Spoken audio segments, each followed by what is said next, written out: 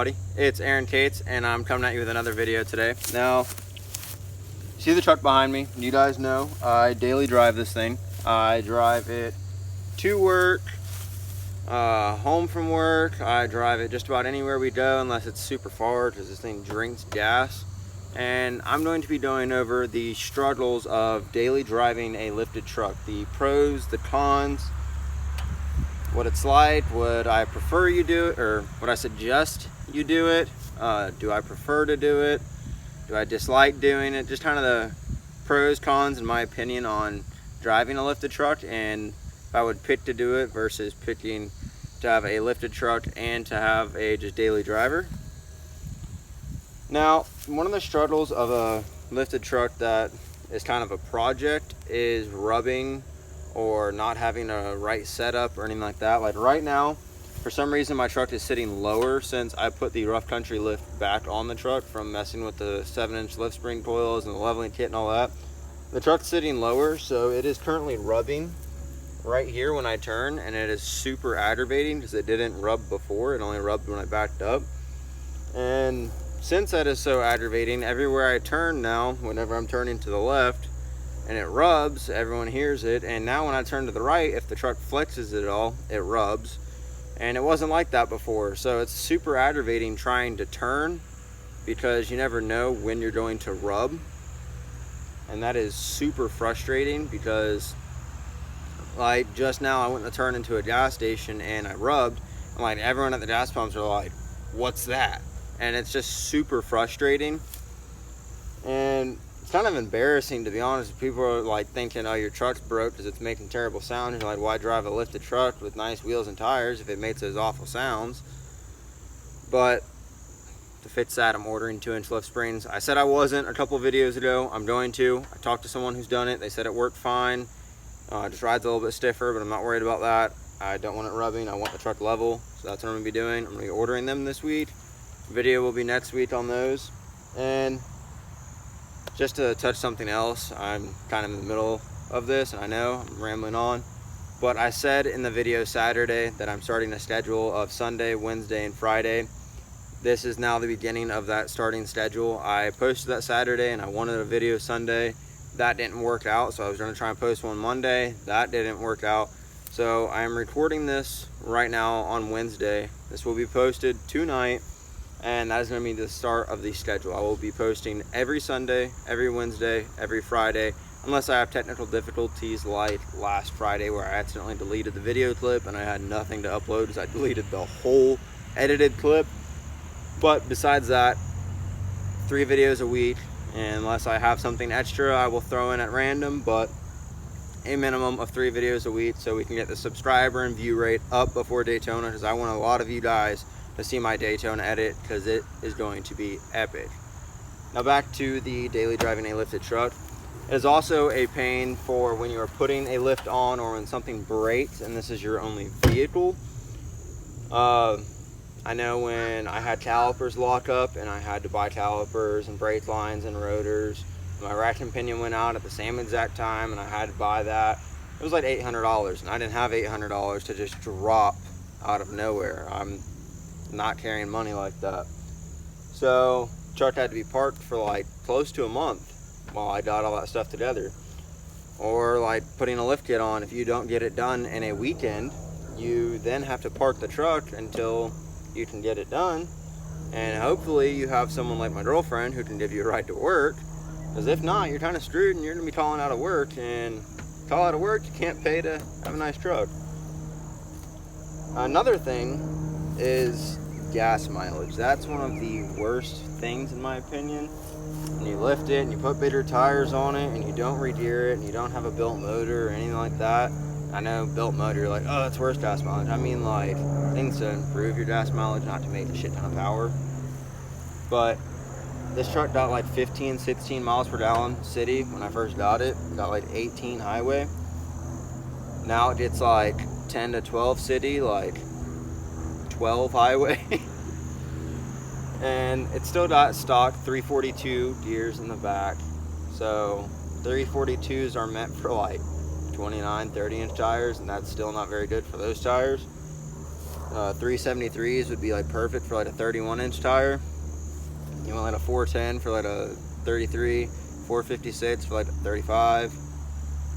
Which when I do 456s is what I plan to do in this truck. Truck's going on 37s. So gas mileage is a major con. Pros are you have your nice truck everywhere you go.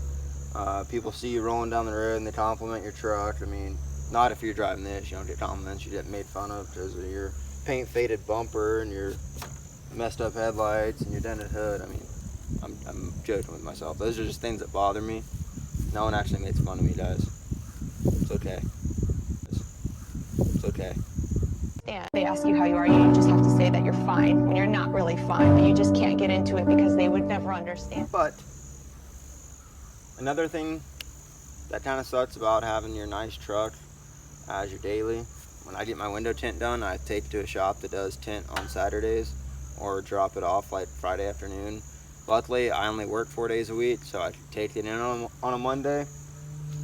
But for people that work 5 days a week, it's not that easy, and I can see that being a problem because it takes usually a full minimum of 1 day to tint a vehicle. That's if you're not removing tint. It can take more than a day if you have to remove tint, depending on how old that tint is. So like I touched base on with things breaking on your lifted truck, these things wear out a lot faster when you have offset, bigger tires, and you're messing with the suspension, things like that. Things wear out more, so truck's gonna be broken a lot more often. If you can't get that done fast, then you're going to be without a vehicle.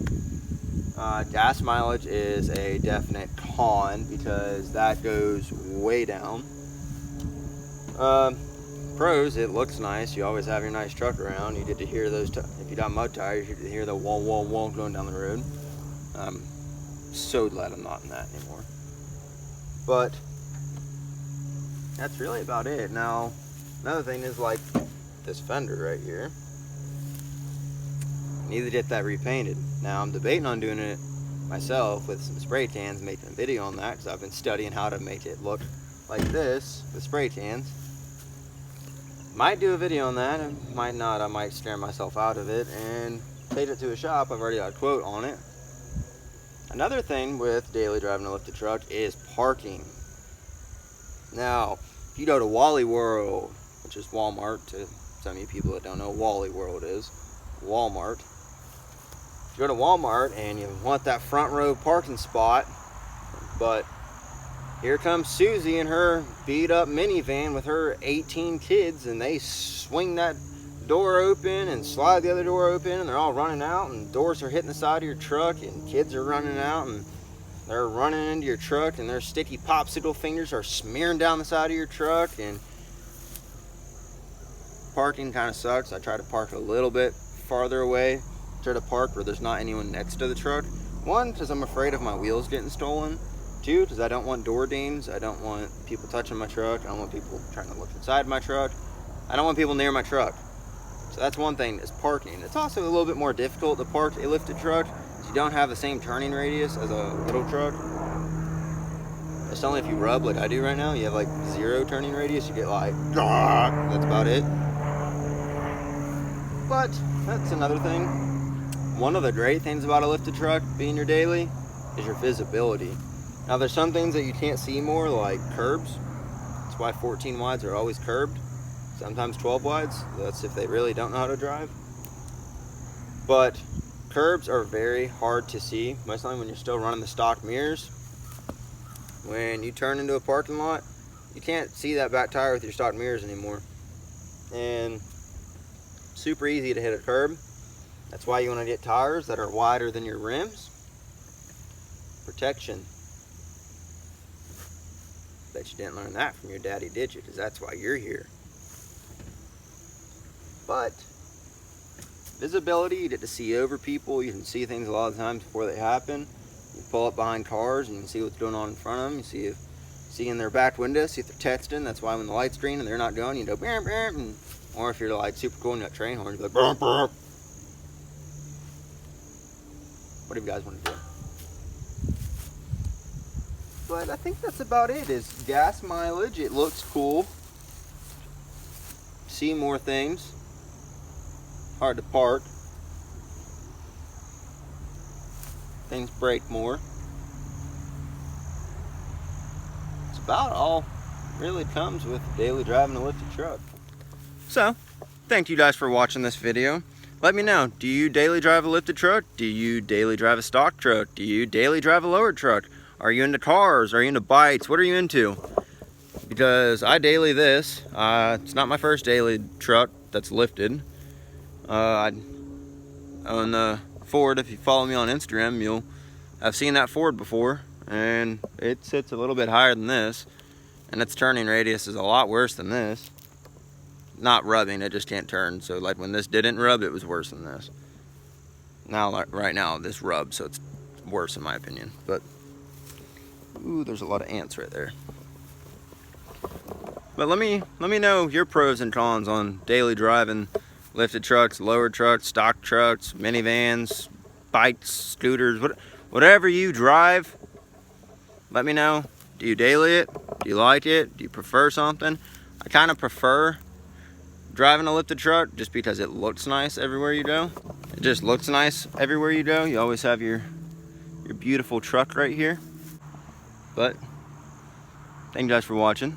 Truck meet Saturday. Video will be up Sunday. Don't know what I'm doing Friday, so stay tuned. Catch y'all later. Pull up, all the kids screaming, whoa. They eyes popping, jaws dropping, looking like they saw a ghost. Red dots on the chops, yeah, my nigga